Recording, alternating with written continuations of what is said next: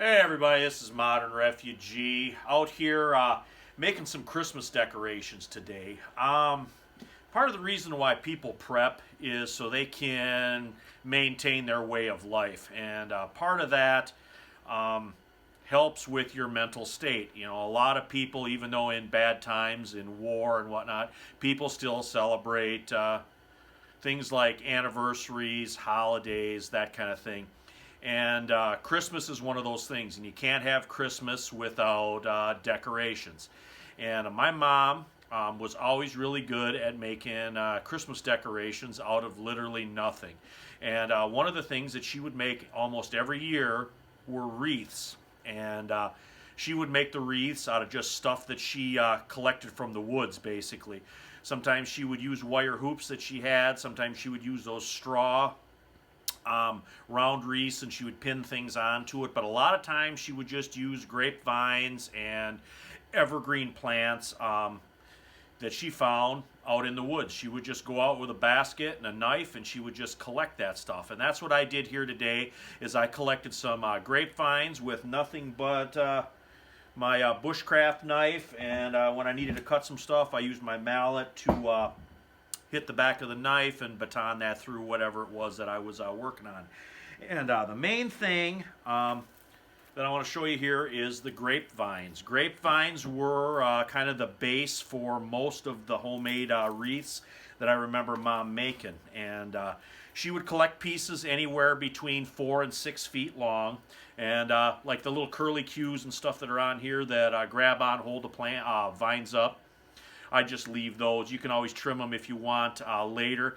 But the first thing you do is you want to work these vines so you can bend them into your circle. And you can, I don't know if you guys can hear it, but cracking. But sometimes it'll crack and crunch a little bit, and that's actually what you want it to do, so you can make your wreath. And then you're going to take your loop. You're going to loop it around however much you want it. You're going to take your vines and you're going to wrap them around themselves just like that.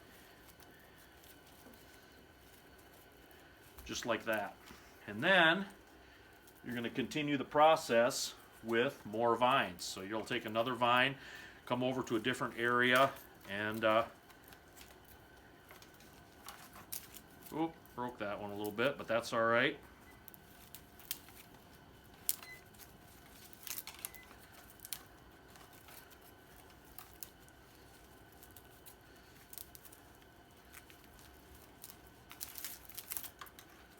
You got a piece that breaks off, that's no big deal, but that's basically kind of how the vines start. You're gonna just wrap that around, and you can use different size vines. And once you got a little bit more vines on here, you can kind of push the bulges in, and you can make a round wreath. And after you got a whole bunch of vines wrapped up, you're gonna have something that looks like this. This is one that I did a little bit earlier, and this is a good size to start with. This is about the size of my wrist. So this is big enough that you can weave other things into it. You can wire stuff onto it. If you don't want to do the whole weaving thing, you can get little pieces of real plain wire like this right here. This is black. They make floral wire that's green, and you can use that. But I just like weaving stuff into this grapevine wreath that I have here, because you can see there's lots of little gaps and stuff where you can put stuff in. And a lot of wreaths, of course, have greenery on them. So what I did is I went out and I collected a bunch of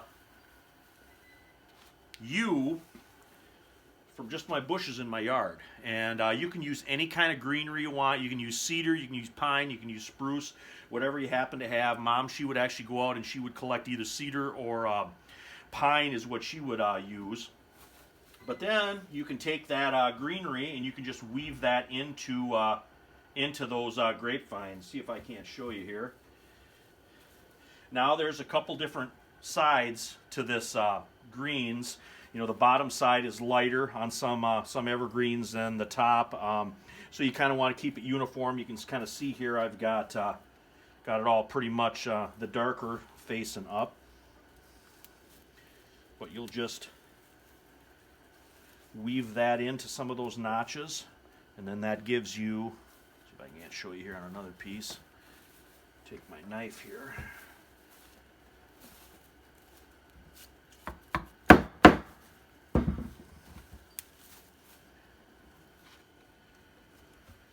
And you just kind of tuck that in, and you go ahead.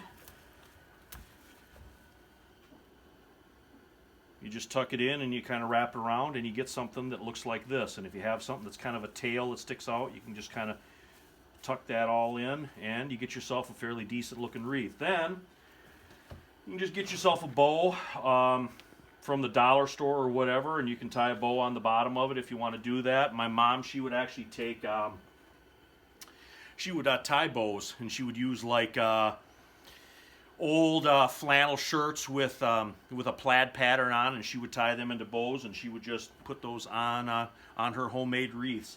But anyway, I just wanted to show this to you guys here, just a little bit of a real inexpensive way to make wreaths. Like I said, grapevines are just a wild plant that grows here in Michigan, grow all over the country.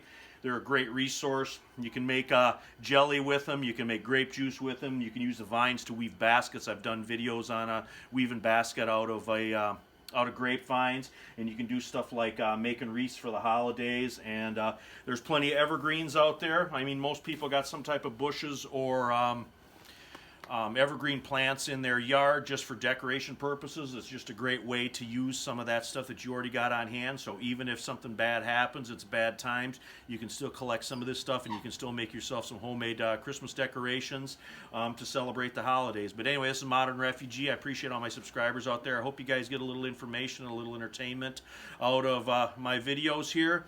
And just something, just another project to work on or to kind of have fun with during the holidays. But anyway, you guys take care.